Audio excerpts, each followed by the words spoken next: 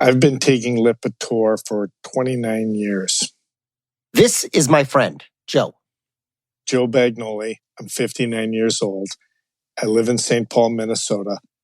Joe and I have been friends since college. I would describe him as constitutionally happy. He's gregarious. He's a thoughtful person with a lovely wife, Barbara, and 3 amazing kids. Oh, and he's a very successful lawyer in the Twin Cities. He'd want me to say all of that. But for my purposes, today, the reason we're talking is because, as he said, he's been taking Lipitor, or atorvastatin, as the generic version of the drug is known, for a very long time. Literally, for the first time in my life, I got this doctor. And he's like, "Oh, you're Tom Bagnoli's son." He's like, "Well, we got to work you up a little bit." And I said, "Okay, great." He works me up and he comes in and he says, "Well, your cholesterol's a little high." And I said, "Well, how's that?" I had no idea what cholesterol was. I'm in really good shape. I'm not overweight. I had just run a marathon. And I said, "How is this possible?" And he said, "Well, sometimes it's hereditary." I said, I can't believe this. And then he said, "Well, what'd you eat last night?" And I said, "Well, I had cheese tortellini and butter and garlic sauce." And I said, "I might have had a root beer with that." And he said, "Well, how often do you do that?" And I said, "Well, I like cheese tortellini and butter and garlic sauce. That's a very great meal." I said, "I probably have that 2 to 3 times a week." And he said, "Well, what do you have for lunch?" And I said, "Well, often a hamburger, some fries, a Coke." He said, "Diet?" "No." I said, "No, I hate Diet Coke. I might have, a Rice Krispie bar or a candy bar or something a little sweet." He said, "Your diet's horrible." And I said, "Yeah, but I look great. I'm in great shape right now. I'm fortunate I metabolize pretty well. I'm relatively thin." And he has, No. It's terrible. "But I'll give you a drug. It should control it, but you got to take it every single day." I said, "All right, I will do that." And he said, "Try to eat a little bit better." Well, at the time, I sort of thought, well, I'm on the drug. I'm bulletproof. Why do I need to really change? I changed a little bit. I don't eat the tortellini with the butter sauce. Every now and then I do, but not often. Then a year and a half to 2 years later, it wasn't close in time. It was when I was at 330, they gave me the speech. 330 was the level of LDL cholesterol in Joe's blood. We'll explain more about that later, but for now, just know that 330, it's considered really high. Many doctors will prescribe statins for a score of anything over 150 or 200. You have a major problem and you have to change your ways and be cognizant of this. Try to keep your weight down, try to keep your intake.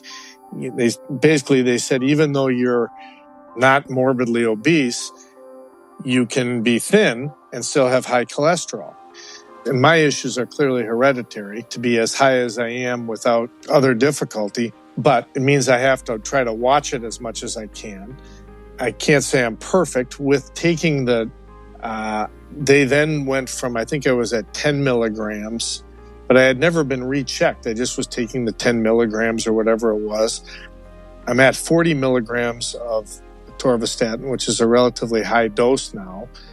And that has cut my numbers down to, I want to say, somewhere between 150 to 180. Right, so much more reasonable. Much more reasonable. I haven't had any in the last, 20 some odd years. I haven't had any muscle issues. I haven't had anything like that. So it's been relatively straightforward. And how often do you get your cholesterol checked? Your lipid panel? I get my lipid panel checked. It's about once a year. Do you need anything more? Have I given you enough here? Yeah. No, this is fantastic. The whole episode is going to open with Joe's diet. Cheese tortellini and a Rice Krispie bar. That's pretty much it. I love that. With a lot of salt. It's something. That's high living. I'm Thomas Getz, and this is Drug Story. Today's drug story is about atorvastatin, or as it's also known, Lipitor, the brand name of the drug atorvastatin. Today, atorvastatin is the most prescribed drug in the United States. Number 1. More Americans take atorvastatin than any other prescription drug. For a time, it was the most profitable drug in history. We're talking many billions of dollars of pure profit for the drug maker, Pfizer. Joe's experience with atorvastatin is common for a lot of Americans, a lot of people across the globe. They feel fine, they feel healthy, but the level of cholesterol in their blood is high, meaning that it's a sign that you may be at risk of heart disease. And so they are prescribed a drug like atorvastatin. It works really well to lower the level of cholesterol in the blood. And by extension, the hope is to reduce their risk of heart disease. And just a technical note here. There are actually two kinds of cholesterol in our blood, LDL cholesterol and HDL cholesterol. I'm not even going to get into what LDL and HDL stand for, and oftentimes these levels are reported as total cholesterol, which combines both LDL and HDL, which is confusing because LDL is considered bad and HDL is considered good. So when we talk about cholesterol scores and high cholesterol and whatnot, we're always talking LDL, the bad kind. But here's the thing. Nobody really dies of high cholesterol. The consensus in medicine is that a high cholesterol level raises your chance of heart disease, most specifically atherosclerosis. That means clogged arteries, clogged with plaque, and you guessed it, clogged with cholesterol. And atherosclerosis itself is really a risk factor for another bad thing, which is coronary heart disease. That is the leading cause of death in the United States today. It can also lead to a stroke, which is basically a heart attack in the brain. Stroke is the 5th most common cause of death in the US today. So that's what this drug, atorvastatin, is really trying to do. It's trying to reduce the chance of something else bad happening later down the line. That's why people take it. The whole idea is to minimize one risk factor in a chain of risks that without treatment could lead to a heart attack or a stroke and death. In today's episode of Drug Story, we're going to examine that chain of risk. We'll make our way from one link to another. You get the metaphor. One end of this chain starts at where many of us are today, undiagnosed, going about our lives, but with certain potentials or probabilities to reach the other end. A heart attack, a stroke, dead.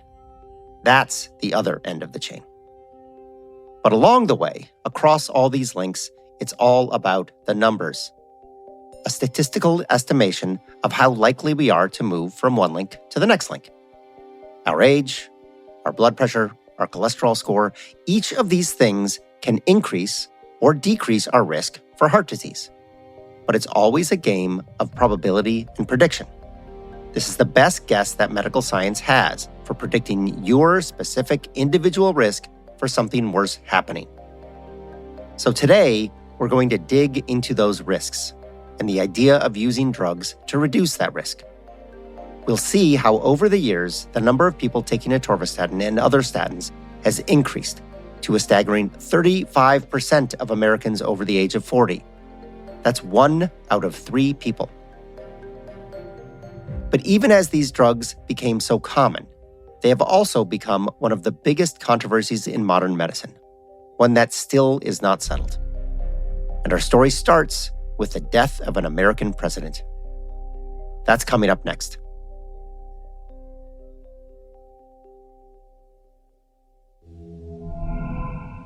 Drug Story is sponsored by GoodRx. Every prescription has a story, and for many patients, affordability is a defining chapter. GoodRx makes it easier to find lower prices on prescriptions, from GLP-1s to flu meds, so cost isn't a barrier to care. Trusted by nearly 30 million Americans and over 1 million healthcare professionals each year, GoodRx offers savings at more than 70,000 pharmacies nationwide, helping people start and stay on the therapies that keep them healthy. To start saving, go to goodrx.com. That's goodrx.com. GoodRx is not insurance. Welcome back to Drug Story. Each episode of Drug Story has 3 parts: the diagnosis, the prescription, and side effects.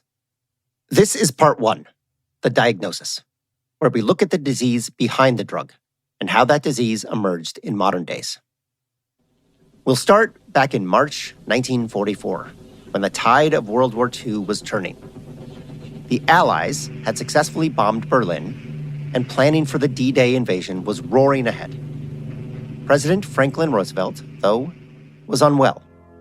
In truth, he had been in poor health for more than a year, with what his staff called good days and bad days.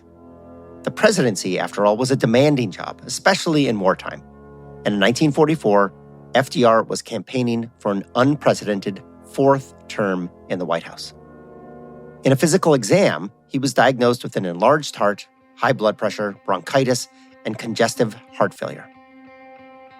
Congestive heart failure is a term that I never thought about much. I knew it was bad, but what it means, obviously, when you think about that word congestive, well, it's that the heart gets congested, just like your nose. But a congested heart is a lot more dangerous. With the heart, it means that it isn't pumping blood into the body like it needs to. And you can't blow your heart like you can your nose. Anyway, so they knew FDR was unwell. But the fact was, in 1944, they just didn't have much they could do for him in terms of medicine. He was prescribed codeine for rest and digitalis, an old drug that helps increase the heart rate and improve blood flow. He was told to rest, no exercise, and to try to smoke and drink a little less, if he could manage. Doctors kept watching him, kept measuring his blood pressure, which at 200/100 was much higher than normal. Normal blood pressure, we know today, is about 120/80. So his was really high. That November, FDR was reelected to that fourth term, and he was inaugurated in February 1945 at the age of 63. But he was still very, very sick. The public didn't know he was sick. His health status was considered a matter of national security, and so they did everything they could to make him appear healthy and vigorous. But his family knew. His ticker situation, they called it. And so FDR stayed on, leading the nation on. And then, on April 12, 1945, Roosevelt complained of a terrible headache. In a few hours, he would be dead of a massive stroke. Less than a month later, the Allies would defeat Germany, leading to victory in Europe. Today, it seems remarkable that FDR's doctor could have been so blasé about his health and so unprepared to help him. The care and the treatment seem almost primitive to our eyes. In truth, though, medicine simply didn't know much about high blood pressure or heart disease or stroke. There just wasn't much science new about these conditions. They had his numbers, those daily blood pressure reports, but they didn't really understand what those numbers meant in terms of risk. They couldn't connect FDR's status to any science about the causes or consequences of heart disease or stroke. And in any case, there wasn't a lot they could have done for him anyway. In 1945, there were no heart transplants, no coronary bypass surgeries, and there were basically no drugs to treat his symptoms or to reduce his risk. But Roosevelt's death would change all of that. The fact that the President of the United States died of something so common and yet so poorly understood, well, it shook things up.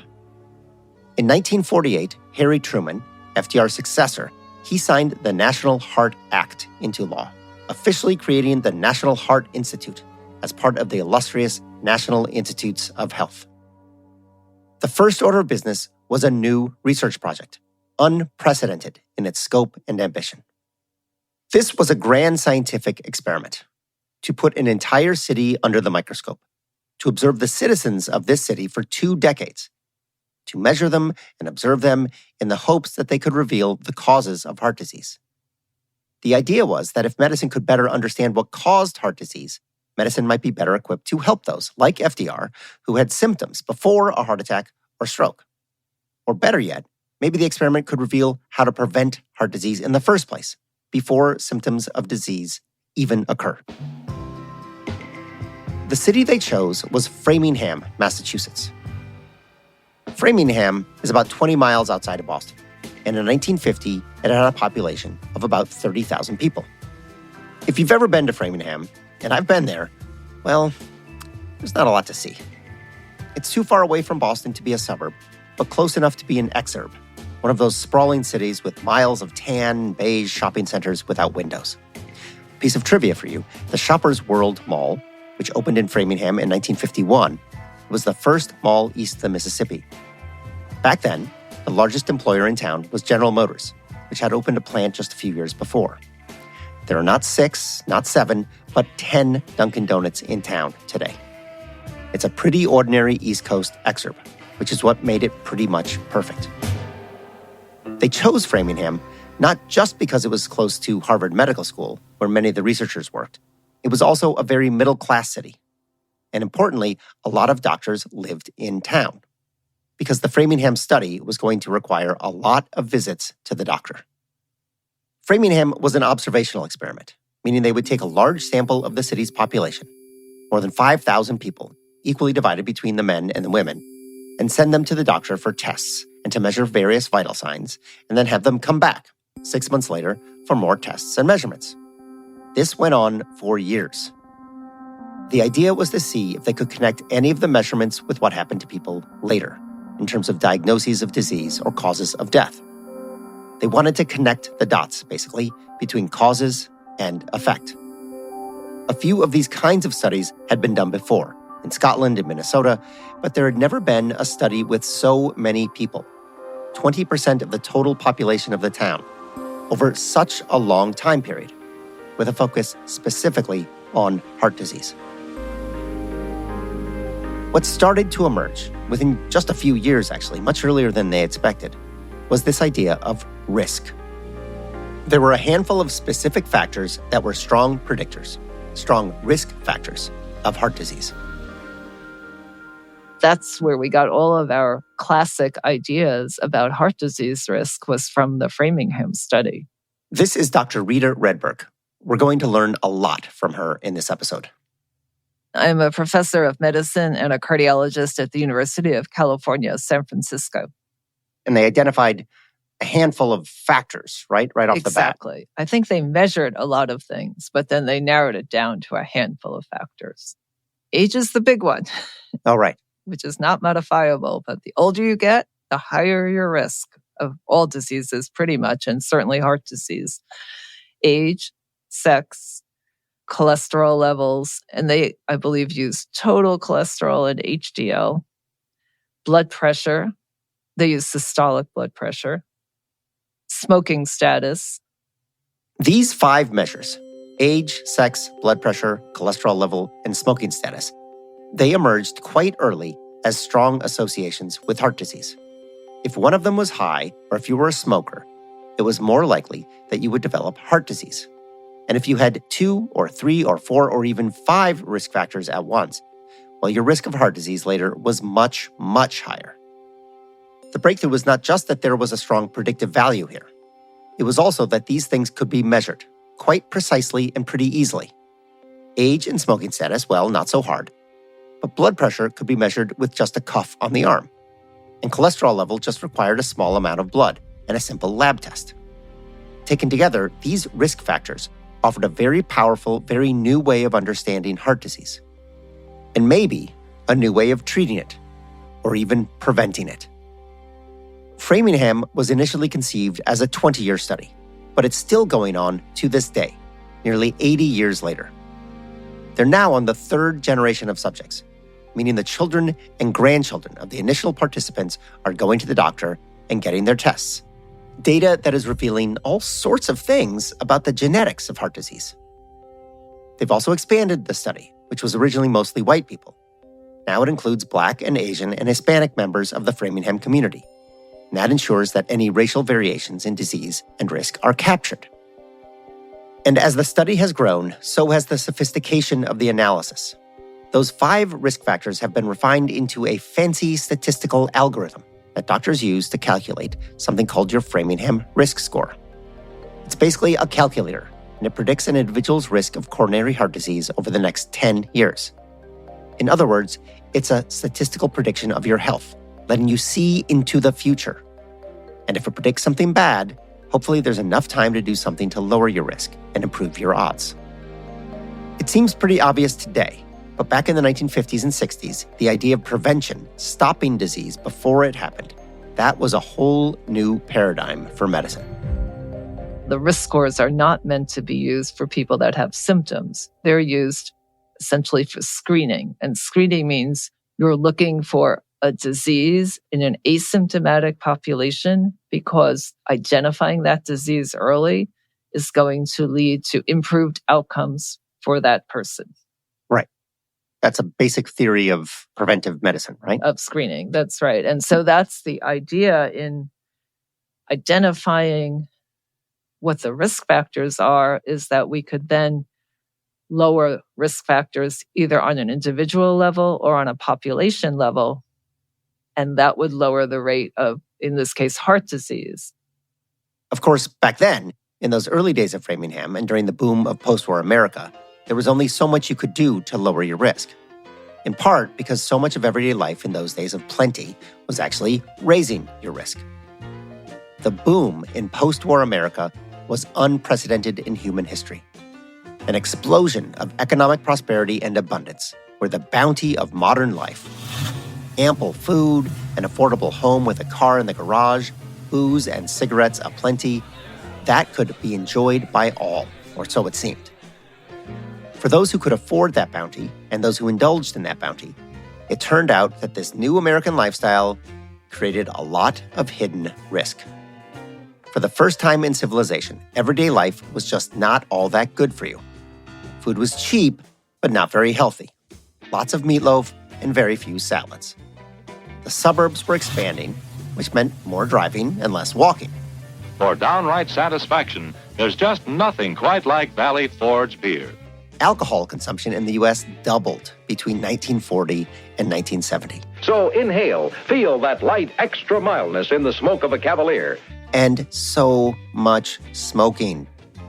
40% of Americans smoked at least a pack of cigarettes a day. And exercise?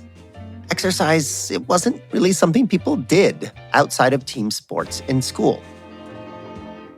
So what we have is a general ganging up of all sorts of factors, including excessive food intake, decreased exercise, increased stress. If one is constantly in a hurry and pushed by an executive job, all of that adds up to just one thing, that modern man in the United States is in grave danger from obesity. My dad died at age 51 of he had a coronary when he was 46, and his second coronary failed within 5 minutes when he was 51. My mother just passed away recently. She was 62. The doctor who most recently examined me, Dr. Kenneth Cooper, indicated that the only reason, in his opinion, I had not already had a coronary was because I did not smoke, because I do everything else wrong. Thanks to Framingham, medicine started to understand that this lifestyle was not healthy, and in fact, that it was very good at creating heart disease. The most obvious risk was smoking. In 1964, the U.S. Surgeon General issued a report on smoking and disease, declaring that cigarette smoking was hugely risky, not just for lung cancer, but for heart disease. Of course, the tobacco companies, they spent decades and millions of dollars, probably billions really, trying to confuse the argument. But it was clear that quitting smoking was the single best change someone could make for their health. And Framingham showed that lowering sodium levels in the blood would also reduce blood pressure. And that lower blood pressure reduced the risk of heart disease. But that meant dietary changes, asking people to eat less salt, which was hard to do in those days, maybe harder than today even. But then a breakthrough. In 1957, the first drug was discovered that actually lowered blood pressure. This was chlorothiazide, which was called Diaril by Merck, the drug company that developed it. Most drugs, as you're probably catching on, most drugs have two names, the chemical or generic name and the brand name, the name that's given by the drug maker when it's under patent. Once it's off patent, you can buy the drug from anyone in a generic version. Chlorothiazide is a diuretic, which means that it increases urine production in the kidneys, and along the way excretes electrolytes such as sodium, potassium, and chloride. Basically, the drug makes you pee out salt, and that reduces blood pressure, which lowers the strain on the heart, and that reduces the risk of heart disease. This was a huge breakthrough. At the time, cardiologists talked about the era BC, that is, before chlorothiazide, and the era AD, after Diaril, the brand name of chlorothiazide. This raised hopes that there might be other drugs that could be used to reduce other risk factors. These days, there are many kinds of drugs used to lower blood pressure. Calcium channel blockers, and beta blockers, and ACE inhibitors, including lisinopril, which is the most popular blood pressure drug today. But lowering cholesterol, in the 1960s, the only way to do that was lifestyle changes. Mostly those two big ones, diet and exercise. And right around then, a young Japanese chemist visited New York. And that visit would change everything. More on that in part 2, after this word from Lipitor, which is not one of our sponsors, by the way. Here's one of the first ads for Lipitor, a TV commercial from 1999. Problem? Doctor said my cholesterol is still too high. What about diet and exercise? He didn't do enough. So? He suggested adding Lipitor. Lipitor, the #1 prescribed medication for lowering cholesterol. In clinical studies, Lipitor with diet was proven to lower bad cholesterol 39 to 60%, total cholesterol 29 to 45%, triglycerides 19 to 37%. He said over 4 million people have started taking Lipitor to lower their cholesterol. Lipitor is not for everyone, including people with liver disease or possible liver problems, women who are nursing, pregnant, or may become pregnant. There'll be blood tests to check for liver problems. Tell your doctor about muscle pain or weakness, as these may be signs of serious side effects. We take Lipitor once a day. Ask your doctor or pharmacist for more information on Lipitor and call 1-888-LIPITOR. Well? Lipitor did it. My cholesterol's way down. Lipitor, the lower numbers you're looking for. Welcome back to Drug Story. This is part 2, the prescription, where we learn about how atorvastatin, aka Lipitor, was discovered. In 1966, Akira Endo arrived in Manhattan. Endo was the son of farmers. He had just received his PhD in chemistry in Japan. He was in New York on a 2-year fellowship. Endo was interested in the emerging field of enzymes, and Manhattan was the place to be. Some of the world's leading chemistry researchers, including Nobel Prize winners, they had laboratories in New York City at the time. But it was what Endo saw outside the lab that got him thinking. In New York, I was surprised at the large number of elderly and overweight people, as well as the rather rich dietary habits of Americans compared to Japanese. I was also surprised to see that many American people suffer from heart attacks. That was a speech by Endo, delivered by a translator years later. When Endo returned to Japan, he took a job with Sankyo Research Laboratories, where he was allowed to choose his own project. He chose heart disease, and cholesterol in particular. Endo was inspired by the classic story of penicillin, the first antibiotic. Alexander Fleming famously discovered penicillin in London in 1928 by accident. He observed a strange mold in a petri dish. That mold stopped bacteria from growing, and it worked in our bodies too. Perhaps, Endo thought, something in mold could break down cholesterol too. Endo's team went across Japan in search of strange molds. In a grain shop in Kyoto, in a bag of old rice, they found a blue-green mold. This mold was like the ones that contaminate fruits, like oranges or lemons. If you've ever left an orange on the counter too long, you know just the type of mold that Endo started with. So they got to work. They isolated different cultures from this mold to see if any compounds might break down cholesterol. They started in petri dishes, and when they had something promising, they did testing in animals. After 5 years of trials and failures, they finally had something promising. A substance they called atorvastatin, which would reliably reduce the levels of cholesterol in animals, and then in a series of one-person experiments in human beings as well. This was, it turns out, the first statin drug. But if you've never heard of atorvastatin, well, that's because it never saw the light of day. There seemed to be too many animals dying in the experiments, and so the company shut down Endo's research. By then, though, other companies had heard about Endo's work, and they had begun their own experiments. In their studies, their own drugs, which were very similar to atorvastatin, they seemed safe at a lower dose and very effective. First among these companies was Merck, which in 1986 submitted its statin drug, lovastatin, to the FDA for approval.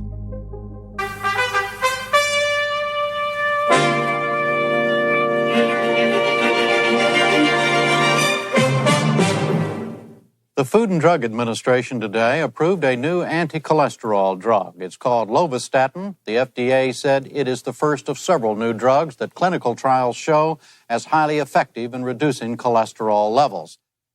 As happens in the drug business, other pharmaceutical companies kept working on other molecules that might have similar or even better results.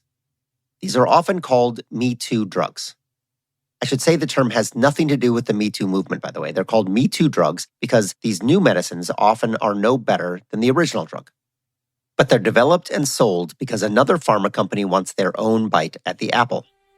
After lovastatin, there was pravastatin, and then simvastatin, and then, in 1997, atorvastatin, which was developed by Warner Lambert and sold under the brand name Lipitor. Warner Lambert was so skeptical of its own drug that it signed a deal with Pfizer to co-market the drug. And Pfizer ended up gobbling up the whole company a few years later. By the time Lipitor appeared, each of these previous statins was bringing in at least $1 billion in annual revenue. They were all blockbuster drugs. At first, atorvastatin was considered just another Me Too drug, no different than the other statins. But then research started to show that it actually worked better at reducing cholesterol than other statins. What's more, people taking atorvastatin instead of pravastatin had slightly lower rates of cardiac events, heart attacks. So doctors tended to prescribe Lipitor more often than the other drugs. Soon, it was the number one most prescribed statin. Pharma insiders started calling it turbostatin. But it wasn't just the science that made atorvastatin such a hit. The drug turned out to have perfect timing. 1997, when atorvastatin hit the market, that was the same year that the FDA changed its rules to allow drug makers to advertise directly to consumers. It's hard to believe these days with drug ads all over TV, but before this time, FDA rules only allowed drug companies to advertise to doctors, to prescribers, usually in academic journals, sponsoring conferences, or something like that. But then the FDA changed the rules and allowed what's called direct-to-consumer advertising. Now, drug companies could go directly to potential patients and preach the benefits of their drug in newspapers or even TV commercials. That first year, drug companies spent over $2 billion in this kind of marketing, compared to $0 the year before. Now Paxil, the only medication proven effective for social anxiety disorder, offers new hope. Introducing Propecia. Vioxx is here, a prescription medicine for the most common type of arthritis pain. These ads were incredibly effective. One estimate suggested that pharma companies made $22 for every $1 spent on marketing in 1998. With that kind of return on investment, why not turn on the faucet full blast? And so they did. You might have heard a lot about Xenical. There's a unique weapon in the Battle of the Bulge. It's called Xenical. When your allergies are a nightmare, prescription Zyrtec goes to work. Pfizer's marketing department was especially savvy about its campaign for Lipitor. First, they started a campaign called Know Your Numbers, which promoted the idea that people should know their cholesterol score as an easy way to prevent heart disease. Do you want to be healthier? Start by knowing these 4 numbers. Know your numbers. What numbers do you need to know? It's important to know your numbers. Connect with your healthcare team to know your numbers and plan for a healthier you. And they wallpapered these ads all over TV, not just on network news, which tended to have older viewers, but also during hit medical TV dramas like ER. And they deployed armies of salespeople to visit doctors' offices across the country. And armies is no exaggeration. Pfizer had more than 7,000 salespeople on its staff. I think it's very clear now that epidemiologic evidence demonstrates a very strong linear relationship between the level of LDL cholesterol in the blood and the incidence of both cardiovascular morbidity and mortality. This is from a video that Pfizer sent to doctors' offices to explain why Lipitor was such a no-brainer. We have obviously made great progress in the battle against cardiovascular disease in this country, but we still have a long way to go. It seems like there's a bottomless pit of patients with hypercholesterolemia out there. And the best drug to treat this bottomless pit of patients was, of course, Lipitor. A bottomless pit of patients. That's a lovely image, isn't it? And Pfizer was also super smart about pricing. Instead of charging the highest price for Lipitor, which would make sense, it works the best, so why not charge the most? Instead, though, they priced it just below the other statins, making Lipitor that much easier to prescribe. The genius here was that Pfizer didn't treat Lipitor like a prescription drug. As one Wall Street analyst noted, the marketing campaign turned Lipitor into something like a consumer product, like Nike's or Gatorade or Apple. They made people want Lipitor for very human reasons. And boy, did people want it. Lipitor was soon the most profitable drug in history, generating over $13 billion in revenue at one point. From the time it was released in 1997 until 2011, when the patent expired and the drug went generic, Lipitor brought in more than $125 billion. Now remember, the reason there was so much enthusiasm for atorvastatin and the other statins is that they really did reduce people's cholesterol numbers, quite dramatically. And that in turn meant fewer people were dying of heart disease in later years. Statins seemed like miracle drugs with basically no downsides. One British doctor even suggested, only half in jest, that we start putting statins in the drinking water so as to reach the most people possible. This doctor's name was Dr. Reckless. No joke. It turns out, though, that putting it in the water may not have even been necessary.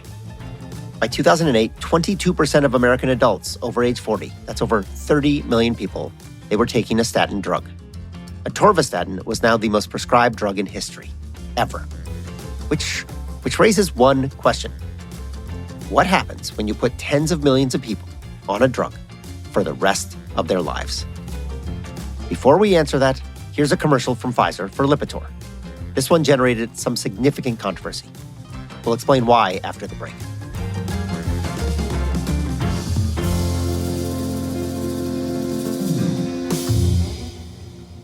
Dr. Robert Jarvik, inventor of the artificial heart. High cholesterol can lead to heart disease. When diet and exercise aren't enough, adding Lipitor lowers bad cholesterol 39 to 60%. And Lipitor is clinically proven to reduce your risk of heart attack and your risk of stroke if you have several common risk factors for heart disease. The more we learn about Lipitor, the more impressed I am. Lipitor is not for everyone, including people with liver problems and women who are nursing, pregnant, or may become pregnant. You need simple blood tests to check for liver problems. Tell your doctor if you're taking other medications or if you have any muscle pain or weakness. They may be a sign of a rare but serious side effect. Lipitor is one of many treatment options to consider with your doctor. Could you be doing more with Lipitor? Ask your doctor. Visit Lipitor.com for a free trial. This is part 3, side effects, where we discuss the costs and consequences of putting millions of people on a drug to prevent a disease they don't yet have. And just to state the obvious, prevention is great. Prevention is ideal. Prevention is what we should strive for in medicine and public health. And if it takes a drug to achieve that, then that's great. That's okay. Of course, that's assuming that the drug works as promised and that it's only being taken by people who really, truly need to take it, right? But let's not get ahead of ourselves. Back to that ad we just heard. Let me talk about the Lipitor ad there with Dr. Jarvik. Mr. Jarvik, he's not a licensed doctor, right? No, but it's my understanding he does have an MD degree. Correct. So he would be appropriately referred to as Dr. Jarvik, although it is also my understanding he has never been licensed. This is testimony from a 2008 congressional hearing into direct-to-consumer drug advertising. You're hearing Bart Stupak. He was a Democratic congressman from Michigan, and he's questioning Dr. Nancy Nielsen, the president of the American Medical Association. And they're talking about that Lipitor ad. He's not licensed to write a prescription for Lipitor, is he? That's correct. Okay. But once he graduated from medical school, he is doctor. Okay. Is he a cardiologist? It is my understanding that he is not. No, he is certainly an expert in matters involving the heart, as we all know, in terms of the device. Is he a cardiac surgeon? No, sir. As you can tell, there were a lot of things wrong with that ad for Lipitor. First, let's explain who this Dr. Jarvik was. Dr. Robert Jarvik was the inventor of an artificial heart, which was first transplanted into a human subject in 1982. This was a huge story in the 1980s because this was the first successful transplant, or as it turned out, sort of successful, of an artificial heart into a human being. This first patient, his name was Barney Clark. He died just 4 months after the transplant. But 4 months was still 4 months longer than pretty much anybody had survived without an actual human heart ever. And so this idea of an artificial heart earned headlines around the world. And Dr. Robert Jarvik was known far and wide as a futuristic inventor of medical miracles, which starts to explain why Pfizer hired him to tout Lipitor. He was a well-known expert on hearts. And if he vouched for Lipitor, a heart medication, well, that must mean something. But as the congressional hearing made clear, not only did the ad suggest that Dr. Jarvik was a cardiologist, which he wasn't even a practicing doctor. And the ad failed to mention that Pfizer had paid Dr. Jarvik more than $1.3 million to appear in the ad and to read their script about how great Lipitor was. That was a violation of the FDA rules. Pfizer ended up pulling those commercials just a few months later. But the controversy with the Jarvik ads serves as an example of just how aggressively Pfizer was pushing this drug and just how far the marketing for Lipitor was getting ahead of the science.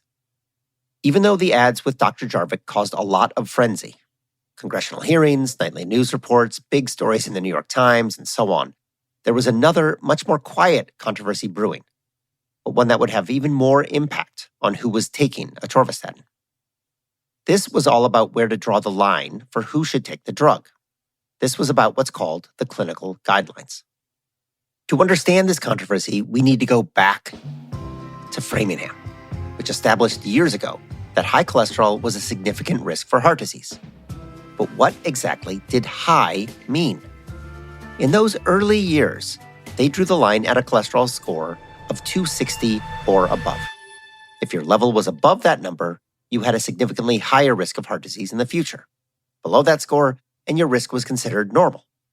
But with the arrival of statins, the leading organizations for cardiology and health came out with specific recommendations for when patients should consider taking statins, or when doctors should prescribe them. Those recommendations are known as clinical guidelines. And the idea is that cardiologists and other doctors would follow the guidelines in how they care for their patients. For the first statins, the guidelines suggested that doctors consider writing a prescription at even lower levels, about 200. By the time Lipitor first came out in 1997, the guidelines had dropped to suggest a cutoff of 160, meaning that someone with a cholesterol score of 160 or higher was considered at significant risk and worthy of a prescription for a statin. For those with 2 or more risk factors, say they smoked and had high blood pressure and had elevated cholesterol, the cutoff was even lower, 130. That's why Pfizer was running commercials saying, it's important to ask about your numbers. But here's the thing about risk. Everyone, in theory, is at some sort of risk for heart disease, even if it's a teeny tiny risk, like less than 1%. The question is where to draw the line. What was a significant enough risk to justify the treatment? The cost, the chance of side effects, and so on. If atorvastatin was indeed a miracle drug, if it truly helped people from falling into that bottomless pit of hypercholesterolemia, then it would make sense, or it could make sense, one could argue, that maybe even more people should take the drug. As Dr. Reckless said, maybe it should go into the drinking water. But even if you didn't want to put statins in the water, it could be argued that the guidelines should change. And so the NIH created something called the National Cholesterol Education Program. This was an official committee of experts responsible for looking at all available data, all the available science, and making a recommendation for where to draw that line. In 2001, the committee recommended lowering the cutoffs to include more people. A lot more. According to the new recommendations, 36 million Americans, that's 23 million more people, were now eligible for statins than according to the old guidelines. And in 2004, the guidelines shifted again. And in 2013, with a total of 56 million people now candidates for statins. For the first time in a decade, there are new guidelines to lower the risk of heart attacks and strokes. 2 leading heart organizations issued the recommendations, which could lead to a big change in the number of Americans who use statin drugs to lower cholesterol. It turned out many of the committee members making recommendations had gotten funding from Pfizer and other drug makers. But the reports often failed to disclose these relationships. What's more, many of the studies used to make the recommendations were conducted and paid for by the drug companies. That controversy didn't stop doctors from writing prescriptions, though. And the number of people actually taking statins, well, it is just staggering. Today, more than 90 million Americans report taking a statin drug. That's 1 in 4 people, or a stunning 1 in 2 people over the age of 40. That is a lot of people taking a lot of drugs. Which raises a pretty basic question. What is the benefit? If so many people are taking these drugs, how many people are benefiting in terms of lives saved or heart attacks avoided? After all, these people are just at risk of a heart attack down the line. They aren't certain to get it. And it turns out that there's a way to calculate this. It's called the number needed to treat, or NNT. And it's one of the most controversial things about statins. Here's UCSF cardiologist Rita Redberg again. So the number needed to treat is an important concept because how many patients, or let's call them people, because they don't have an illness. So how many people would have to take a medication in order for one person to have a benefit from it? And the fallacy is that most people think that by taking a medication, for example, a statin, they will be protected from a heart attack. Now, in theory, the perfect number needed to treat would be 1. Everyone who takes a drug derives a benefit. But few drugs work like that. Taking ibuprofen for a fever has an NNT of 4, meaning it works for 1 in 4 people. Antidepressants have an NNT of about 5. Steroids have an NNT of 1 for meningitis. These are all considered totally worth it. But the NNT for statins is nothing like those drugs. For 100 people that take statins for 5 years, 1 or 2 people will not have a heart attack that might have had one if they didn't take statin. So that means 98 or 99 people have absolutely no benefit. At an NNT of 100, the case for statins isn't so clear. Or rather, the case for so many people taking statins isn't clear. Under older guidelines, when fewer people took the drugs, the NNT was much lower, about 40. There might be more people benefiting, but there are also a lot more people not benefiting. As the guidance has gotten more broad, more and more people are taking the drug who would actually never have had a heart attack in the first place. And there's another thing that happens when millions of people take these drugs.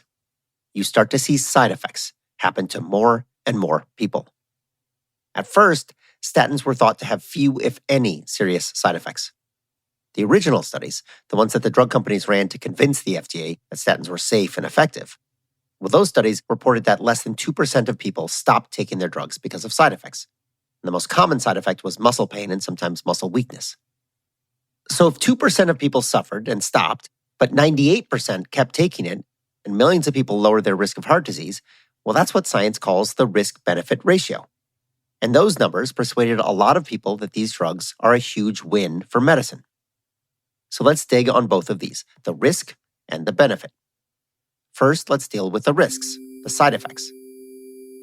Before the FDA approves a drug, it requires drug companies to do many rounds of clinical experiments, partly to measure benefit on patients, but also to evaluate safety and side effects, which is technically called adverse events.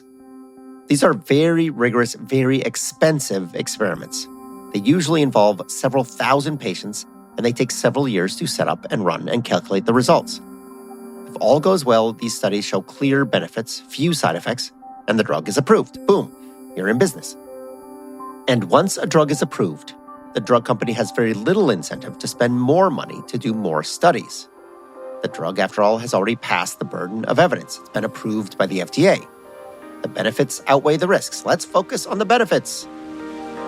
But as millions of people start taking the drug in the real world, another kind of data emerges. This is observational data, when you observe what is happening. And what they found in the observational studies was that a lot more people were complaining about muscle pain than suggested by those original clinical studies, the ones paid for by the drug companies. And a lot more people chose to stop taking statins because of how it made them feel. In fact, about 10% of patients prescribed statins stopped their medication due to subjective complaints, most often due to muscle symptoms. Now, 10% of 40 million people is 4 million. 10% of 90 million people is 9 million. That is a lot of people who are reporting side effects so bad that they have to stop taking their medication. That's 5 times as many people as in the clinical trials before FDA approval. And so what about the other side of the risk-benefit ratio, the benefit? In the case of atorvastatin, the benefit meant people who avoid suffering a heart attack or other traumatic event, or even better, those who avoid death altogether because of the drug. These were very specific outcomes, and they could be measured. The original clinical studies for atorvastatin, again, paid for by the drug company, they indeed showed lower cholesterol scores and significantly fewer heart attacks and strokes among those taking atorvastatin, over tens of thousands of subjects. And so the drug was approved. But other studies, the ones not paid for by the drug companies, they revealed some inconsistencies. Some studies showed statins saved a lot of lives, and some couldn't find much evidence that they were working as intended at all. And this made some researchers skeptical about these miracle drugs. Rita Redberg was among those skeptics, and she was actually in the position to do something about it. Because it just so happened that she was the editor-in-chief of one of the most important academic journals about internal medicine in the world. It's called JAMA Internal Medicine. JAMA is short for Journal of the American Medical Association. So when I took over as editor-in-chief in 2009, I was then in charge of deciding what articles we would publish in JAMA Internal Medicine. One of the articles we published maybe in the first year after I took over was a study which was actually a review of all of the trials on statins and cardiovascular events in high-risk patients. So the idea was that this Kao Shrey was the first author. He did a lot of work to collect all of the data, took people that had increased risk factors by Framingham risk score, and then compiled all of the results to see whether there was a benefit on cardiovascular events and mortality. And what he found, putting all the data together, was that actually statins, there was not a benefit on mortality. This study appeared in 2010. It combined data from many studies, with more than 65,000 patients in total. And this time, the researchers made sure to distinguish between people who already had heart disease, they may have clogged arteries or even had a heart attack, and those who just had a risk for it, for those who had high cholesterol scores. A lot of the early studies included both groups, so they didn't do a good job answering the question. Did statins actually work for all those people who only had high numbers? And so when this study just looked at those people, it found that there was no clear relationship between mortality and cholesterol level. In other words, there was no clear evidence that the drugs provided a benefit.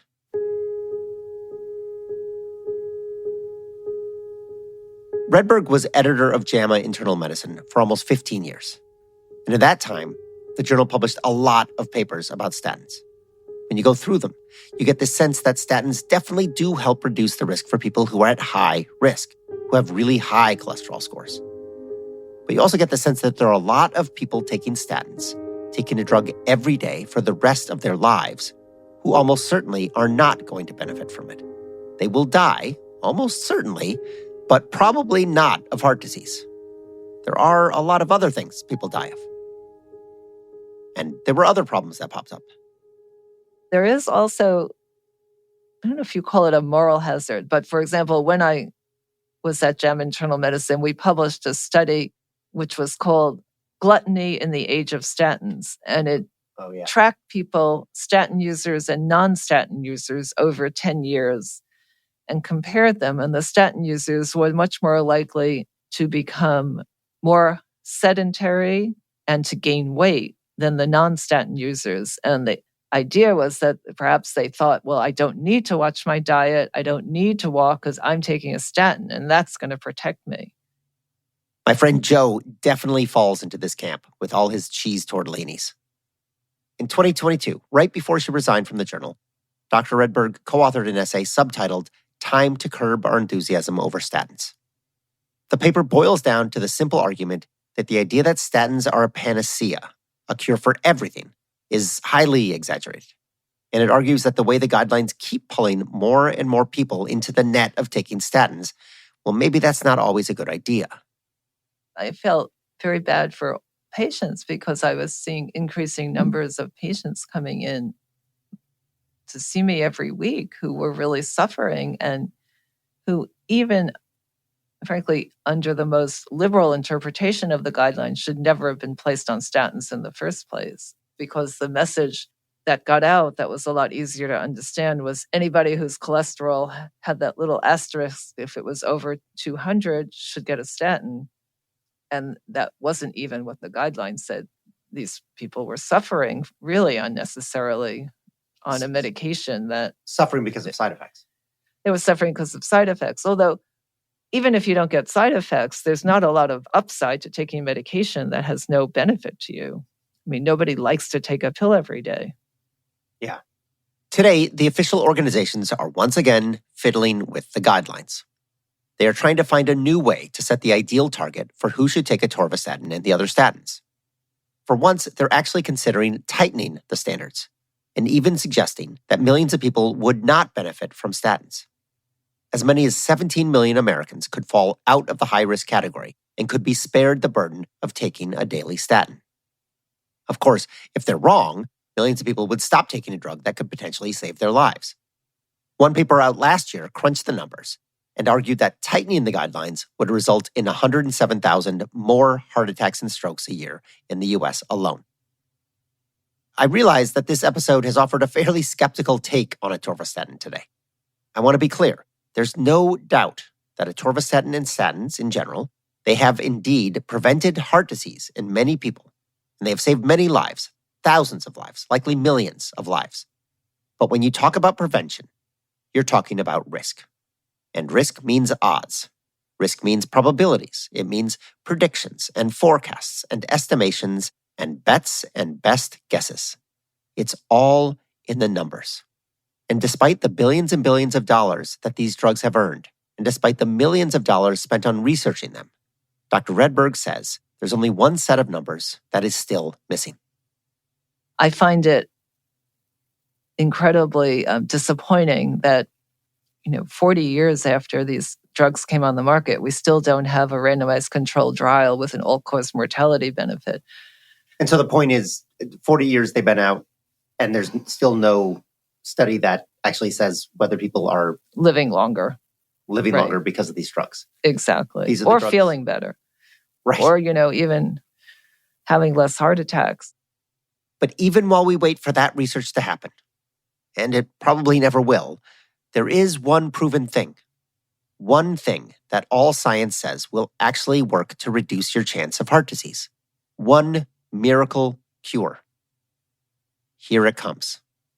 It's important to say that I think the best way to reduce your heart disease risk is through lifestyle measures and eating, a healthy diet, kind of a Mediterranean-style diet with fresh foods and fruits and vegetables, and getting regular exercise and having lots of social connections and, enjoy yourself is the best way to stay healthy. And the other benefit of exercise, which is a real risk reduction measure. I mean, people that walk even 30 minutes a day regularly have a 50% lower chance of a heart attack than people that don't. There's no medicine that's going to give you that benefit. Regular physical activity also reduces your risk of cancer.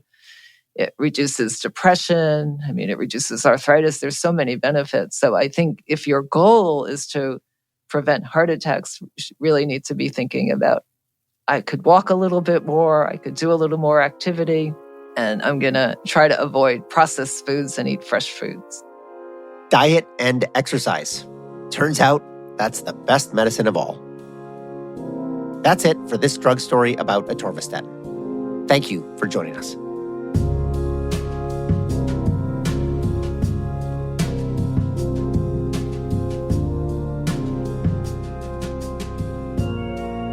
Drug Story was created, written, and hosted by me, Thomas Getz. Molly Warner is our research director. From Reasonable Volume, Rachel Swaby produced and sound designed this episode, with assistance from Audrey No. Elise Hugh was the editor. Mark Bush is our engineer. Drug Story was produced with support from the University of California, Berkeley School of Public Health. Special thanks to Claudia Williams and Michael Liu. Thanks also to Joe Bagnoli, Adam Rogers, and Dr. Rita Redberg. For an annotated list of our sources for this episode, visit drugstory.co. Drug Story is an independent production. There's no tech company or big media conglomerate behind us. If you'd like to support our work, contact us at drugstory.co. You can also subscribe to our Substack there and be notified when new episodes come out. And if you like this episode, go ahead, tell your friends, and rate us on Apple or Spotify. If enough people download and like Drug Story, we may get to do a season 2. There are just so many drugs. Seriously, help us spread the word. And next up on Drug Story, we look at Zoloft, the most prescribed antidepressant in the United States, a drug that, it turns out, we don't even really understand how or why it works. We'll see you next time. Listening to this episode of Drug Story may cause increased heart rate, an urge to get some exercise, and left you grateful for federal funding of medical research. We advise you to see your doctor regularly, watch your blood pressure, and whenever possible, in moderation, to enjoy a helping of delicious cheese tortellini and butter and garlic sauce.